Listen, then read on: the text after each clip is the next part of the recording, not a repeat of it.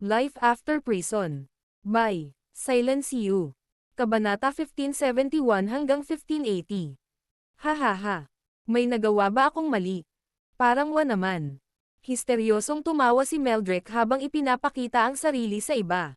Ako ay isang guardian lamang sa Stormy Moon Sect ngunit inalok ako ng Unbeaten Wind Sect na maging elder sa kanila. Ito ay ganap na ibang antas. Ang mga taong matalino ay pipili ng pinakamahusay na pagpipilian, at malinaw, ako ay ganoong uri ng tao. Hindi alam ni Sofia na mas gugustuhin ni Meldrick ang pagtataksil sa sekta dahil hindi siya nito minahal gaya ng pagmamahal nito sa kanya.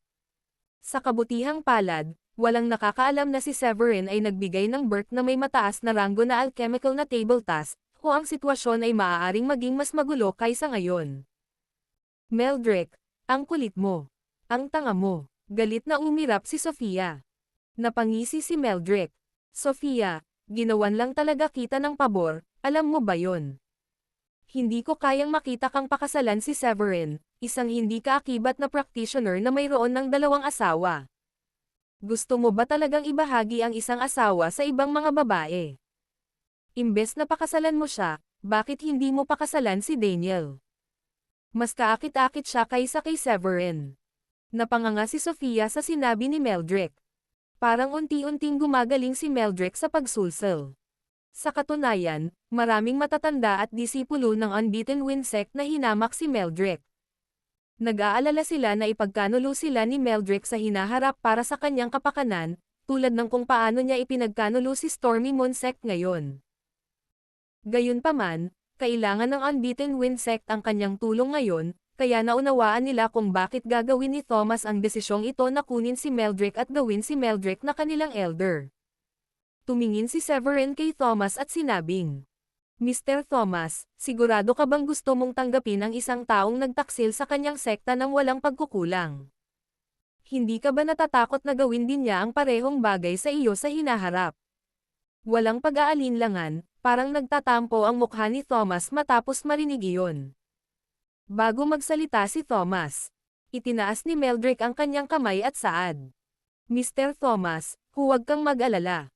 Ngayong pinili kong maging miyembro ng Unbeaten Wind Sect, ay lalaan ko ang aking sarili sa sekta, magsasanay ng mabuti, at ibibigay sa sekta ang lahat ng mayroon ako. Huwag kang makinig sa kanya.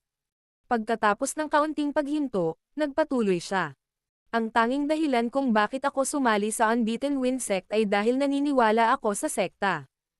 Naniniwala ako na ang Unbeaten Wind Sect ay magiging isang first-tier sect at isa sa pinakamalakas na sekta sa mundong ito. Sa totoo lang, kahit si Thomas ay naisip na si Meldrick ay lumampas na sa kanyang panloloko. Hindi niya inaasahan na ang Unbeaten Wind Sect ay magiging mas malakas na pag-asa para maging isang sekta.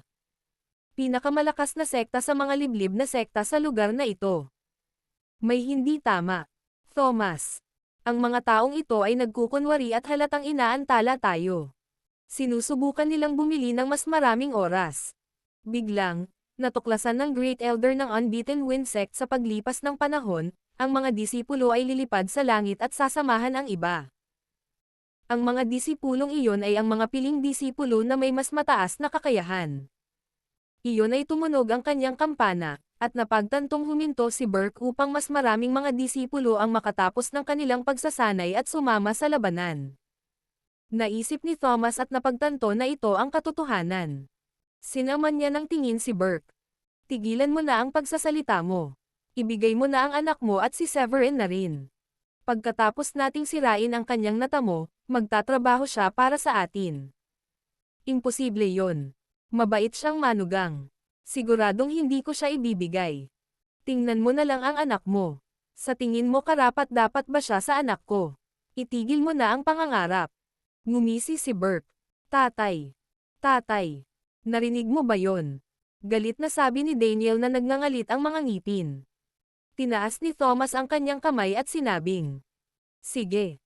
Kung ito ang gusto mo, makinig kayo. Atakihin sila. Patayin lahat maliban kay Sofia at Severin. Gusto kong pagsisihan nila ang ginawa nila. Napaisip si Meldrick at humajijek. Mr. Thomas, tignan mo yung 3 babae sa likod ni Severin. Ang ganda-ganda din nila. Baka asawa niya sila. Hihihi. Pwede mo bang sabihin sa mga alagad na mag-ingat at huwag patayin? Gusto ko sila. Ngumisi si Thomas at binigyan ng tingin si Meldrick. Hindi ko alam na ikaw ay nasa ganito. Hahaha. Okay. Makinig kayong lahat. Nakikita mo ba ang tatlong babaeng iyon? Kunin mo sila ng buhay. Huwag mo silang patayin. Okay lang kung kailangan mo silang saktan hanggang sa wala na silang lakas na lumaban pa. Natahimik si Elsa nang marinig iyon. Hindi niya alam na mali ang pagkakaintindi ni Meldrick at kukunin din siya bilang asawa ni Severin, dahil nakatayo siya kasama sina Sheila at Diane. At muli, kailangan niyang sumang-ayon na si Severin ay isang gwapong lalaki na, kahit bilang kanyang baguhan, kung minsan ay nagpapantasya sa kanya. Talagang hinangaan niya ang kanyang kakayahan sa alchemy at ang kanyang kapangyarihan. Hahaha. Meldrick, nagawa mo ang pinakamasama at tanga na desisyon. Napangiti si Severin. Hindi na napigil ang kausapin ni Meldrick si Severin. Sa halip ay tumingin siya kay Draven at nagtanong. Draven, gusto mo bang sumama sa akin? Huwag kang mag-alala. Palagi kitang babalikan kung sasali ka sa Unbeaten Windsect. Pagkatapos noon ay napatingin ang lahat kay Draven na ikinatulala niya. Matapos mag-alinlangan ng ilang segundo, ngumiti siya ng mapait. Hindi. Nagpapasalamat talaga ako na pumapayag ang Stormy Moon Sect na isali ako sa sektang ito. Hindi ko sila kayang ipagkanulo. Hahaha. Saka huwag mo akong sisihin kapag napatay ka sa labanan dahil hindi na tayo magkakampi. Napangisi si Meldrick. Naisipan niyang bigyan ng pagkakataon si Draven, ngunit dahil hindi pinahalagahan ni Draven ang kilos niya, hindi siya mapakali na kumbansihin man lang si Draven. Atake na ngayon. Utos ni Thomas. Nang makita ang dalawa pang disipulo mula sa Stormy Moon Sect na sumali sa iba, alam niyang hindi na siya dapat mag-aksaya pa ng oras. Ikinumpas niya ang kanyang kamay at ibinigay ang umaataking utos. Sugod. Sa isang pag-iisip, tumakbo si Severin sa harapan at kinuha ang Bloodfiend Sword. Nakita ito ng Great Elder mula sa Unbeaten Windsect at naisip ang agawin ito para sa kanyang sarili. Iyan ay dapat na isang espiritual na sandata. Nagtataka ako kung anong grado ito. Huwag mo siyang patayin. Gusto namin siyang magtrabaho para sa amin. Isa siyang third-grade medium-rank alchemist, kung tutuusin. Paalala ni Thomas dahil nag-aalala siyang baka aksidenteng mapatay ng Great Elder si Severin. Ngumisi si Severin. Thomas, ako ang iyong kalaban at nagpasya akong patayin ka at siya. Isang malakas na alon ang dahan-dahang kumawala sa kanyang katawan. Hahaha. Nanaginip ka. Matapos marinig ang sinabi ni Severin, tumawa ng malakas si Thomas at ang Great Elder. Sa kanilang impormasyon, walang banta sa kanila si Severin dahil akala nila ay level 7 Warrior Emperor lang si Severin. Kaya naman, bakit sila matatakot kay Severin kung level 2 na sila santo? Gayunpaman, mabilis na nawala ang kanilang mga ngiti nang maramdaman nila ang nakakatakot na vibe na pinakawalan ni Severin sa hangin. Unti-unti, napagtanto nila na maaaring mali sila sa natamo ni Severin. Ano ito? Ang pakiramdam na ito. Ang alon na ito. Level 3 Saint ba siya? Ang Great Elder ay may malungkot na ekspresyon sa kanyang mukha. Kinailangan ng maraming pagsisikap at oras upang maabot ang isang bagong antas para maging isang saint. Sa sandaling pumasok ka sa isang bagong antas, ang antas ng kapangyarihang taglay mo ay ganap na naiiba mula sa nakaraang antas. Ano ang kinakatakutan mo? Tayo ay mga miyembro ng isang liblib na sekta at siya ay isa lamang hindi kaakibat na practitioner. Siguro ay gumamit siya ng maraming alchemical pills para mabuo ang kanyang natamong tagumpay. Kaya, naniniwala ako na ang kanyang natamong tagumpay ay hindi kasing matatag ng sa atin. Sabi ni Thomas na parang sinusubukan niyang kumbansihin ang sarili at palakasin ang kumpiyansa niya. Naglabas din siya ng espada at hinawakan ng mahigpit sa kamay. Sabi ng Great Elder. Tama ka, kahit level 3 saint siya, isa lang siyang hindi kaakibat na practitioner. Siguradong mas mahina ang kanyang attainment technique at combat technique kaysa sa atin. Marahil, kaya ko pa siyang patayin nang walang anumang problema. Hahaha. Ganyan ba talaga ang iniisip mo? Alam ni Severin na nagpapanggap lang ang mga kalaban niya. Ikinumpas niya ang kanyang kamay para umatake kasama si Rose Petal Rain. Anong combat technique ito? Natulala si Thomas at ang Great Elder habang nakatingin sa rose petals sa langit. Ito ang unang pagkakataon na nakakita sila ng napakagandang diskarte sa pakikipaglaban. Hindi ko alam. Hindi pa ako nakakita ng ganito dati. Pero hindi natin dapat pababayaan ang ating pagbabantay. Sinabi ni Thomas pagkatapos ng maraming pagsasaalang-alang. Mabilis niyang ipinasok ang espiritual na enerhiya sa kanyang espada. Habang winawagayway niya ang kanyang kamay, ilang mga mala-razor na pag-atake ang lumipad patungo kay Severin. Mamatay. Sinuntok ng Great Elder. Isang napakalaking tubig na likha ng espiritual na enerhiya ang dumaan kay Severin. Bumantong hininga si Severin, at lumakas ang kanyang fighting spirit. Kung tutuusin, ito ang unang pagkakataon na kailangan niyang labanan ang dalawang antas ng dalawang santo ng sabay-sabay. Pumunta ka. Habang tinuturo ni Severin ang harapan ay mabilis na lumipad ang mga talulot ng rosas patungo sa kalaban. Boom! Boom! Boom! Ang mga tunog ng pagsabog ay nasa lahat ng dako. Gaya ng inaasahan, madaling hinarap ni Severin ang dalawang antas ng dalawang santo. Kalokohan! Paano siya level 3 saint? Napatulala si Meldrick nang malaman niyang level 3 saint si Severin. Isang bagay na hindi niya talaga inaasahan. Sa kasong ito, ang posibilidad na manalo para sa Unbeaten Wind Sect ay lubhang nabawasan. Matapos patayin ni Sofia ang isang level 3 Warrior Emperor, nahanap niya si Meldrick at nilapitan siya. Malamig ang tingin nito sa kanya at sinabing, Meldrick, nabigo talaga ako sayo. Ngayon na ang araw na tuturuan kita ng leksyon sa pagtataksil sa amin. Pagkatapos noon, may naalala si Sofia. Hindi. Isa kang elder sa Unbeaten Wind Sect ngayon. Dapat kitang tawaging Mr. Meldrick, ang elder, ngayon. Ang iyong tagumpay.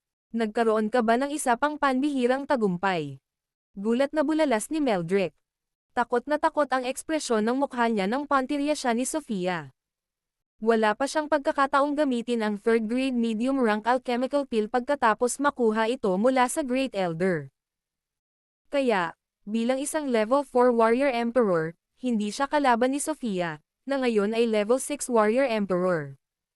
Tumingin si Sofia kay Meldrick at ngumisi. Ang aking natamo ay palaging mas mataas kaysa sa iyo. Ano ang mali? Natatakot ka ba ngayon? Alam mo ba kung ano ang isang hanggal na desisyon na iyong ginawa? Mr. Thomas, si Burke ay isang level 2 saint. Isang level 1 saint na miyembro ng Unbeaten Wind Sect ang nakipag-away kay Burke. Napabuga siya ng Burke blood na bumulwak sa kanyang lalamunan, at isinuka niya ito. Nang maramdaman niyang mas mataas ang nakuha ni Burke kaysa sa kanya, natakot siya kaya namutla ang mukha niya.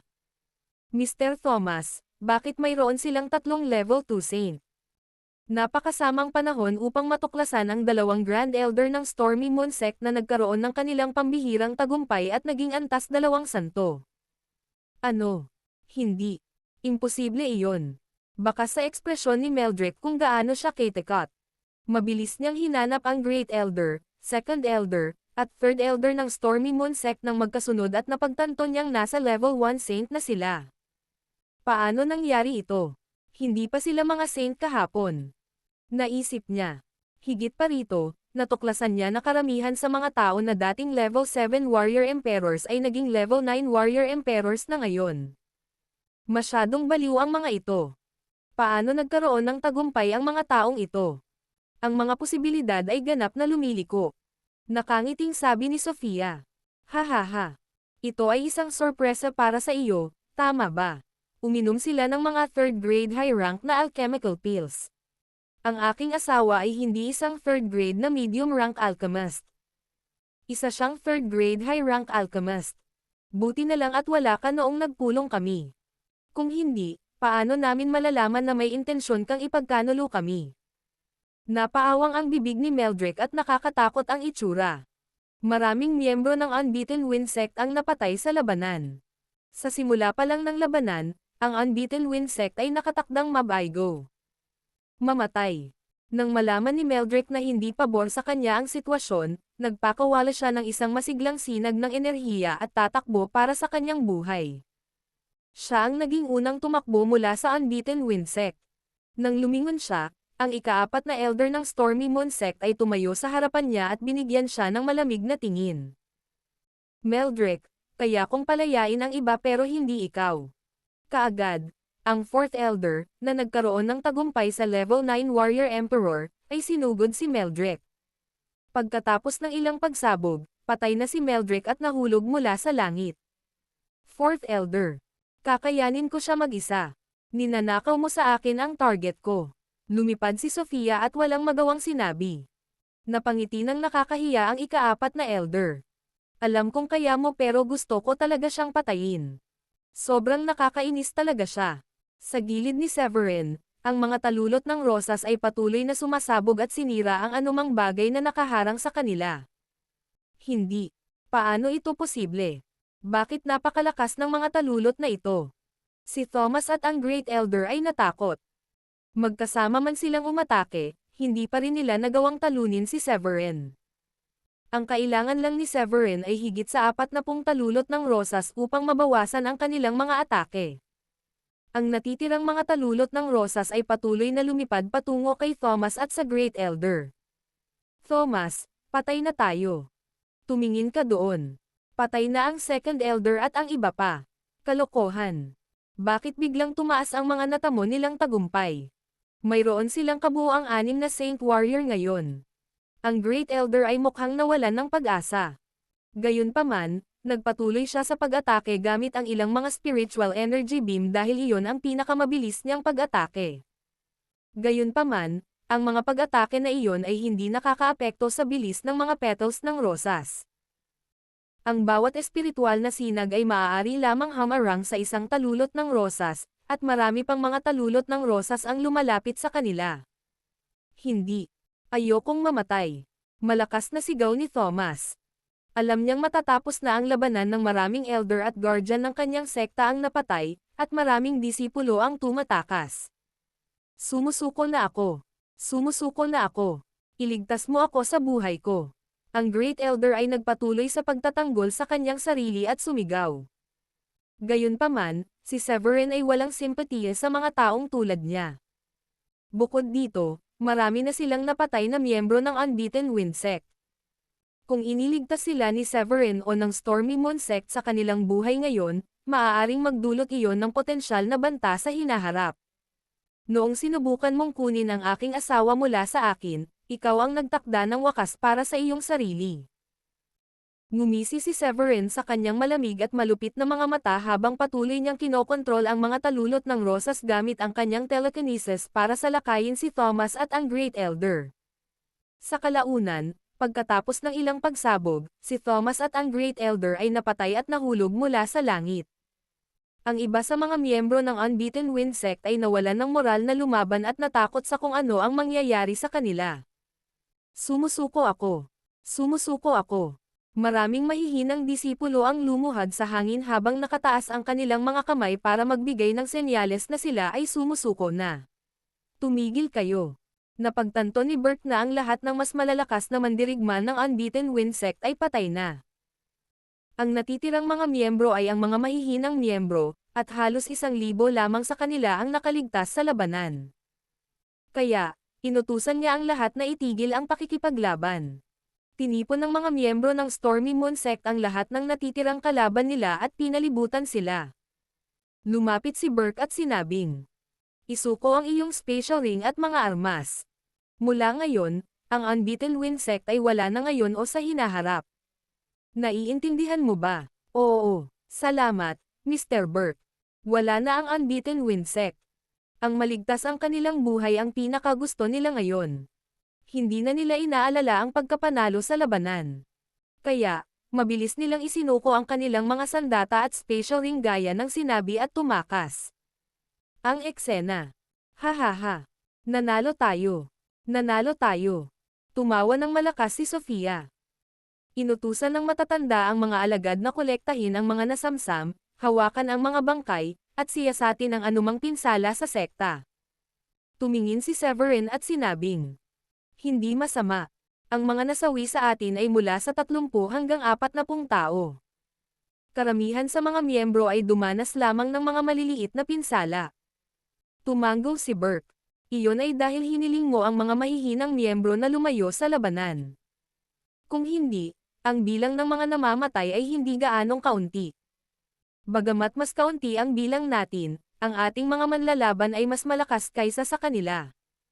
At saka, napatay mo ang dalawa sa pinakamalakas sa kanila ng napakabilis at iyon ay nagpatigil sa espiritu ng pakikipaglaban.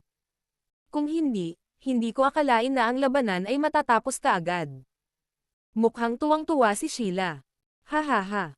Napakasarap ng pakiramdam ko. Ito ang unang pagkakataon na nasiyahan ako sa pakikipaglaban." Sumimangot si Severin at mukhang hindi masaya. "Bakit kayo sumali ni Dayan sa labanan? Napakadelikado kasi hindi pa kayo malakas." Ngumuso si Sheila at sinabing, "Wala namang nangyayari sa amin, di ba? Tsaka, magagamit namin ang mind's eyes namin para maghanap ng mga mandirigman na mas mababa o katulad namin ang natamo."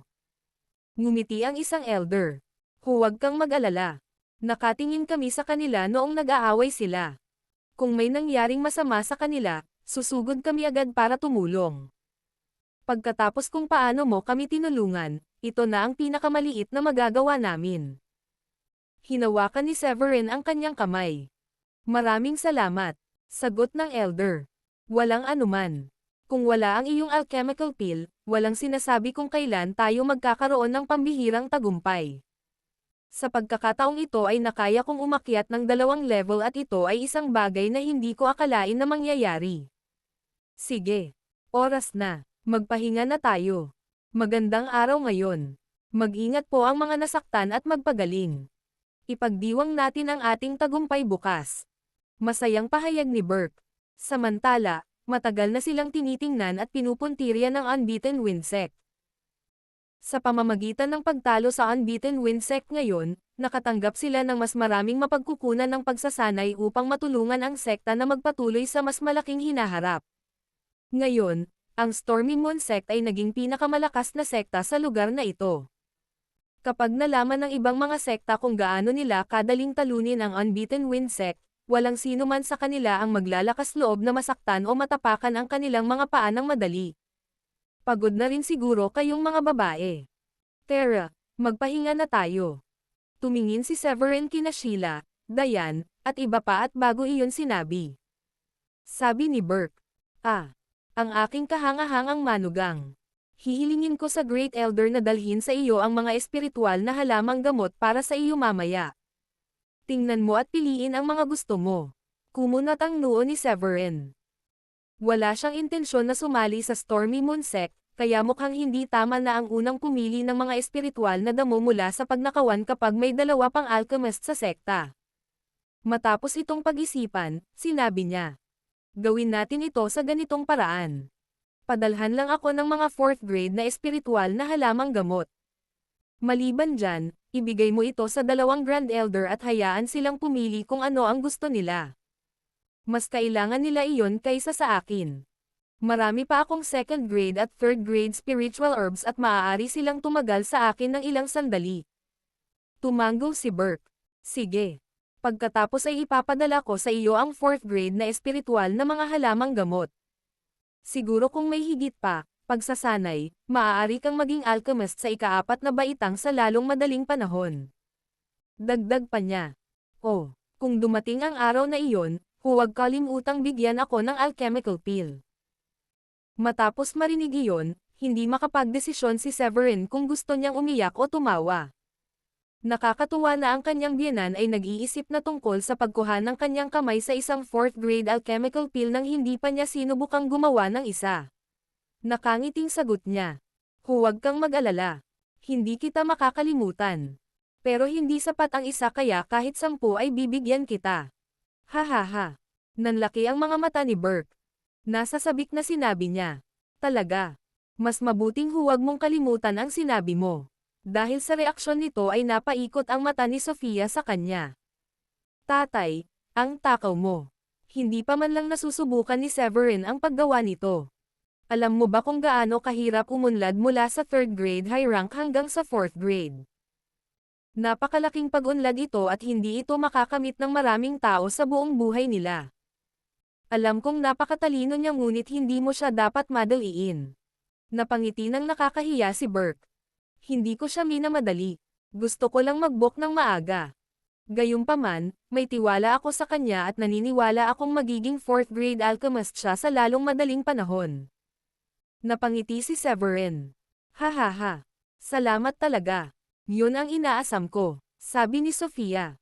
Tatay, kung gusto mong mangyari iyon, dapat kang maghanda ng higit pang 4th grade low rank na espiritual na mga halamang gamot para sa kanya. Ang uri ng spiritual herbs na angkop para sa alchemy. Tinapik ni Burke ang kanyang dibdib at nangako. Siyempre. Kung mayroon ako, ibibigay ko kay Severin. At maglalabas ako ng higit pang mga misyon sa mga disipulo. Sino mang mga disipulo na makahanap ng 4th grade low rank na espiritual na mga halamang gamot ay maaaring makatanggap ng malaking gantimpala. Nagtawanan ang lahat pagkatapos marinig iyon. Nang ibalik ni Sofia si Severin kagabi, ang lahat ay nababalisa na ang Stormy Moon Sect ay mawawasak ng Unbeaten Wind Sect dahil hindi sila kasing lakas ng Unbeaten Wind Sect. Gayunpaman, ito ay isang ganap na hindi inaasahang pagliko ng mga kaganapan. Labis na kasiyahan ang naramdaman ng lahat ngayong araw.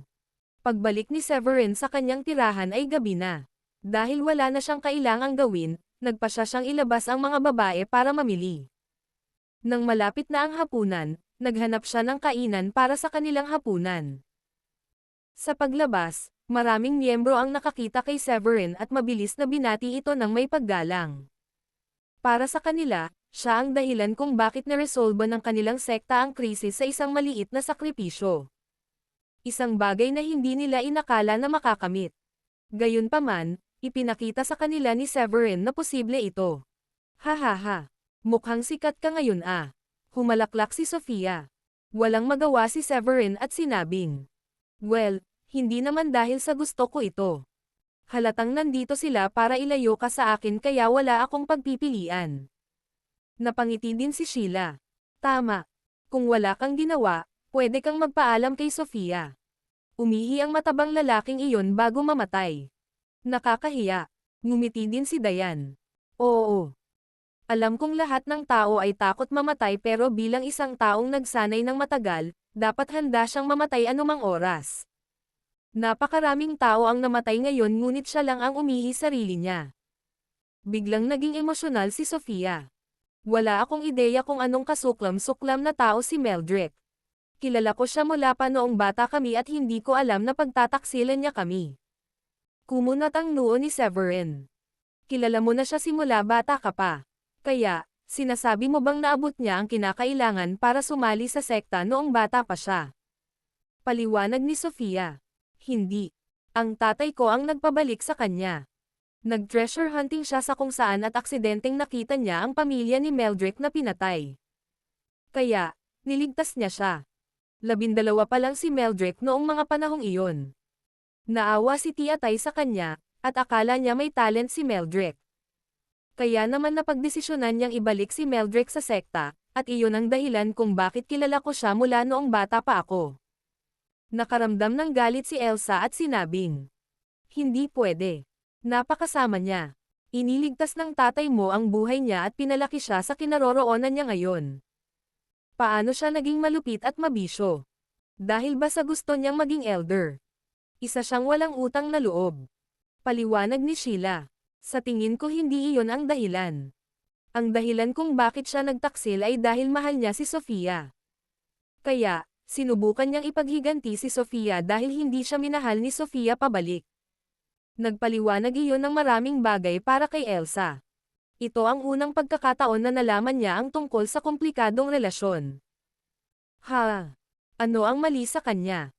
Hindi ba niya alam na hindi niya dapat pilitin ang sino man na mahalin siya? At saka, hindi ba siya nahiya sa sarili niya nang malaman niyang napakagaling ng taong gusto ni Sofia? Sinagot ni Dayan ang tanong na iyon. Ganyan talaga ang ilang tao. Hindi siya papayag na makuha ito ng ibang tao kung hindi niya ito makukuha. Kaya naman pinili niyang ipagkanulo ang Stormy Moon Sect. Ngunit hindi niya alam ang natamong tagumpay ni Severin o ang mga elder ay binigyan ng mga third-grade high-rank alchemical pills para makatulong sa pagtaas ng kanilang mga tagumpay. Ngumiti ng mapait si Sofia. Sige, tama na ang pagsasalita tungkol sa taong iyon. Medyo nagulat lang ako. Mamili tayo ng masaya. Matapos mamili saglit, lumunok si Sheila. Napakasarap ng amoy ng restaurant na ito. I wonder kung ano ang lasa ng mga pagkain nila. Halos puno na. Subukan natin itong restaurant. Nang marinig iyon ni Sofia ay tumawa siya. Sheila, maganda ang lasa mo. Naghahain ang restaurant na ito ng napakasarap na pagkain. Maraming miyembro ng sekta ang gustong pumunta rito. Minsan, pupunta rin ako dito. Napangiti si Severin. Hahaha. Sa wakas natuklasan mo na ang superpower ni Sofia. Mukha siyang aso. Napangiti si Sheila. Jeez. Tere na pumasok na tayo. Pumasok sila nang walang pag-aalinlangan. Hi, sir. Mr. Severin. Miss Sofia. Habang naglalakad sila papasok sa restaurant, nakita sila ng maraming miyembro ng Stormy Moon Sect at mabilis silang binati ng may paggalang. Magandang gabi. Welcome sa restaurant. Nakangiting bati ng isang waiter at inakay si Severin at ang grupo niya sa isang private room. Wow! Miss Sofia, ikinagagalak kitang makita. Napangiti ang isang medyo may edad na babae nang makita si Sofia. Tapos nakita niya si Severin. Ito ba ang mapagpakumbaba at gwapong bayani, si Mr. Severin? Isang karangalan na tumangkilik ka sa amin. Mangyaring pumasok ka agad. Ang hapunan ay nasa akin ngayong gabi. Hindi akalain ni Severin na may tatawag talaga sa kanya bilang bayani. Ikinuyong niya ang kanyang mga kamay at sinabi, "Masyado kang mabait. Hindi yata ako karapat-dapat na tawaging bayani. Ang aking biyenan ay ang sect leader ng Stormy Moon Sect. Bilang kanyang manugang, medyo bahagi ako ng isang miyembro ng sekta. Kaya syempre, dapat tumulong ako sa sekta kapag may problema ang sekta." Hahaha. Miss Sofia, ang humble naman ng asawa mo. Sige, anong gusto mong kainin? Umorder ka na lang ng kahit anong gusto mo. Akin na ang bayarin ngayon. Humalaklak ang magandang babae na amo. Gayunpaman, hindi hahayaan ni Severin na mangyari iyon. Hindi. Nagnenegosyo ka at hindi ako dapat tumanggap ng librerag pagkain. Humalaklak ang lady boss. Hindi. Ipinipilit ko, dahil sa alchemical pill mo, nakakasulungon na ang anak ko sa susunod na antas. Level 4 Warrior Emperor na siya ngayon at nagpapasalamat talaga ako sa iyo. Hindi nakakagulat na mayroon kang malaking ngiti sa iyong mukha. Kung gayon hindi na namin tatanggihan ang iyong mabait na alok. Tinanggap ni Severin ang alok ng may mukha nang malaman niya ang dahilan sa likod ng librerag pagkain at alam niyang mapagbigay na tao ang amo ng ginang. Pagkaupo nila ay nagsimula ng mag-order si Sheila. Ang mga pagkaing in-order niya ay mula sa alak hanggang sa maraming pagkaing niluto gamit ang karne ng halimaw. Nang may hain na ang mga ulam, humigop ng alak si Sheila at kinain ang laman. Napakasarap ng alak na ito. Subukan ito. At napakasarap din ng pagkain. Maniniwala na ako sa panlasa ni Sofia mula ngayon. Oo naman. Lokal ako dito. Masayang ngumiti si Sofia. Pagkatapos ng ilang pag-iisip, sinabi ni Severin. Sofia, kung libre ka nitong mga ilang araw, dapat mas marami kang oras kasama ang tatay mo. Ipinaalam ko na kay Larry na tawagan ako kapag nahanap na nila ang natitirang 2 bulwagan. Kailangan na nating hanapin ang Tito Master ko, at hindi ko alam kung kailan tayo babalik dito. Nako, sabihin mo rin sa kanya ang tungkol dito. Tumanggaw si Sofia. Okay, naiintindihan ko, ngumiti si Severin. Mayroon akong ilang mga espiritual na halamang gamot at ang Great Elder ay magdadala sa akin ng ilang ngayong gabi. Dahil ako ay magiging malaya nitong ilang araw, gagamitin ko ang oras upang makagawa ng mas maraming alchemical na table task at ibigay ito sa iyong ama. Kailangan ko ring maghanda para sa mga miyembro at guardian ng Dracodeus Temple. Oo, kung malaya tayo, gagamitin din natin ang oras para magsanay, lalo na kami ni Sheila. Pareho kaming mahina at ayaw naming maging pabigat sa iyo. Sabi ni Dayan. Ngumiti ng mapait si Sofia. Oh, tara na. Hindi rin naman ganoon kataas ang aking natamong tagumpay kaya kailangan kong magsanay ng mabuti para maging saint kaagad. Ngumiti si Severin. Huwag kang mag-alala. Masasabi kong matatag na kayong lahat sa ngayon. Bibigyan ko kayo ng mga alchemical pills bukas ng umaga. Nagningning ang mga mata ni Elsa. Paano ako? Pakiramdam ko napakatatag ko na rin. Bibigyan mo rin ba ako ng alchemical pill? Tumingin sa kanya si Severin at sinabing, kapag sinabi ko kayong mga babae, kasama ka na rin doon. Nakikita ko. Salamat, Master. Ikaw ang pinakamahusay na Master. Ikaw ang pinakamagandang tao sa mundong ito. Mabilis na napasaya si Elsa ni Severin. Sa mismong sandaling ito, walang sino man ang makakapagugnay kay Elsa sa mataas at makapangyarihang direktor na siya ay karaniwan, dahil siya ay kumilos na parang isang babaeng umiibig. Hindi napigilan ni Sheila ang sarili at tinukso si Elsa. Elsa, dahil alam mong siya ang pinakamagandang tao sa mundo, huwag mong hayaang lumipas ang pagkakataong ito, dapat mo siyang habulin, kung hindi, baka pagsisihan mo ito ng husto. Namula si Elsa mula pisngi hanggang tenga. Sheila. Hindi iyon nakakatawa, siya ang aking master. E ano kung master mo siya? Walang nagsabing hindi ka ma-in-love sa master mo. At saka, hindi bihira ang isang disipulong nahuhulog sa kanyang amo. Sabi ni Sheila. Sinaman ng tingin ni Severin si Sheila. Munting foodie, magsimulang kumain at huminto sa pakikipag-usap. I enjoy ang masasarap na pagkain. Nagkibit balikat si Sheila at itinaas ang baso. Cheers lahat. Magsaya tayo. Umalis ang lahat at bumalik pagkatapos ng hapunan. Sa oras na ito, dumidilim na ang langit.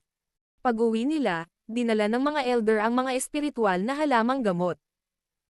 Kabilang sa mga halamang gamot, maliban sa inaasahang 4th grade low rank at katamtamang ranggo ng mga espiritual na halamang gamot, sa sorpresa ni Severin, sila ay binubuo ng ilang 4th grade low rank na espiritual na mga halamang gamot.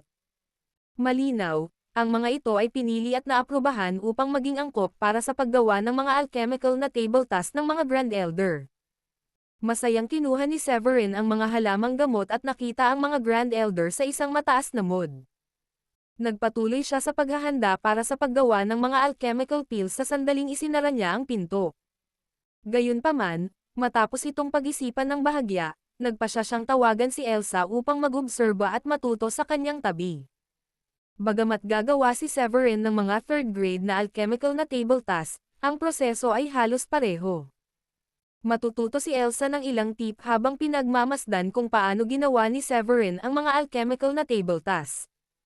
Pagkatapos ng lahat, sa kalaunan ay maaabot niya ang yugtong ito balang araw sa hinaharap.